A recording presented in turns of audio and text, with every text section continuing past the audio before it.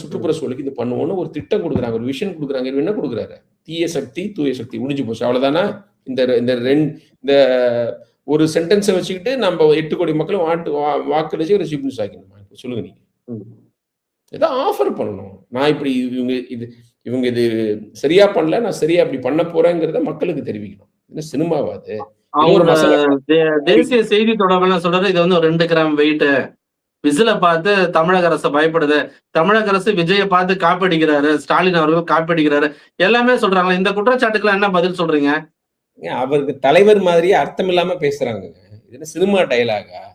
இதெல்லாம் வந்து இந்த பட்டிமன்றத்துல வந்து பேசி கைத்தட்டுறதுக்காக பேசுற ஒன்லைனர்ஸ். அதெல்லாம் ஒரு சப்ஸ்டன்ஸும் கிடையாது. இது 2 கிராம், இது காதை கிழிக்கும், நாட்டை மாத்தும், அவங்களுக்கு ஊதுற சங்கு, இந்த மாதிரி எல்லாம் பேசி 5000 ரூபாய் வந்து வேலண்டைன்ஸ் டே அன்னைக்கு கொடுத்திருக்கலாம்னு சொல்றாரு.